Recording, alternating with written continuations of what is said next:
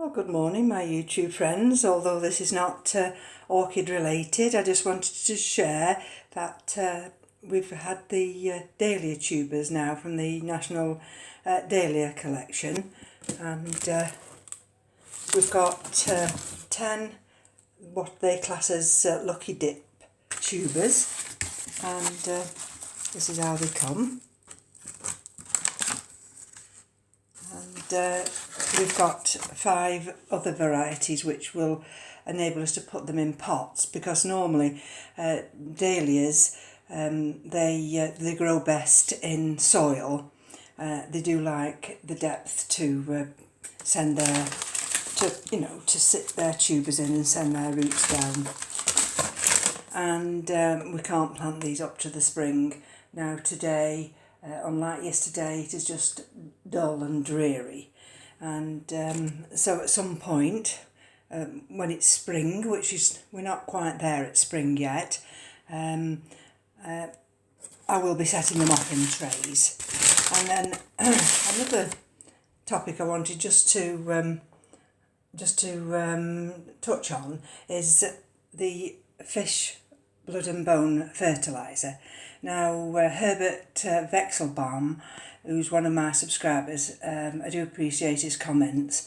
He said, Margaret, he said, this fish blood and bone, he said, it needs to be broken down in the soil and by the bacteria, and then it's absorbed. And that is correct. I mean, what I don't want people to do is just to take everything on board and follow what everybody else does. So, if you like, this is my disclaimer. This fish blood and bone is ideal for when we plant the Dahlia collection out, because it will be incorporated in the soil, and throughout the summer the dahlias will thrive with having that underneath them. Now, when Ed incorporates the fish blood and bone in his patio pedalums, he incorporates that round the top, and because some orchid mix does, I mean, I don't think it's actually soil, but it has a fibrous mix, and you can incorporate this fish blood and bone into that fibrous mix. Now, this is the kingianum Allen, and this is the one that I've just brought her down this morning. I showed her yesterday with that new growth, and she's still got that there developing. I'm just checking her this morning. There's the roots there, some new roots she's put out this week. I've just given her another good, you'll see when it was on the windowsill. This is rainwater, which is just plain rainwater, and I've soaked her this morning. And if you'll listen now when I pick her up, this is what I mean by that. I fill it up in that water. There's enough water in there, and that'll be absorbed during the week, and I'll check that again on Wednesday. So when I'm using this fish blood and bone here, and like I did yesterday on some of my orchids, I'm just really I'm one of those people that I'll give something a try, and if it doesn't work, well then you stop. I do know that from experience and growing up with my dad, that he used this always on his garden plants. So it is a well-proven fertiliser, this is. And I'm not suggesting for 1 minute it's well-proven for orchids.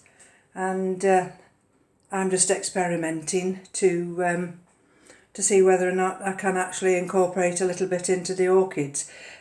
Like Herbert said, he didn't think it was water soluble, which meant that it wouldn't be, you wouldn't be able to, it's not like the liquid form of a fertiliser where you put a few drops in. and it's going to be no loss to me for the small amount I'm using anyway, just to see whether or not this will actually work. So it's twofold this morning, to share the Dahlia tubers and to also ask people, don't follow what everybody says on YouTube as gospel. I don't myself personally. I'll just try things. And we all know that Ed uses the fish, blood and bone, and perhaps we should all follow what Ed does. But, we all have our own mind. We all can decide ourselves whether we should run the risk of damaging our orchids. I don't think, let me just move this water, I don't think for 1 minute giving this kingianum, the fish bone and blood, has damaged it. Like I say, it's sending out these new roots this week. There's none of the other roots that are burnt. So, you've got to be careful. That's what I'm trying to say. Just don't go and follow something that's a trend and then all of a sudden all your orchids have died. We don't want that to happen. So it's only a quick video this morning, and do enjoy the rest of your day. Thank you, Herbert. I do appreciate any comments. I try and answer them all, and when you get valued comments, you can then look up, decide whether or not you need to act on those comments, and it's always greatly appreciated. I also appreciate all my subscribers, and thank you for joining me, and I do love the thumbs up. And if we all share our knowledge and our experiences about orchid growing, none of us want to have our orchids die. So from me to you, enjoy the rest of your Sunday and take care. Bye bye now.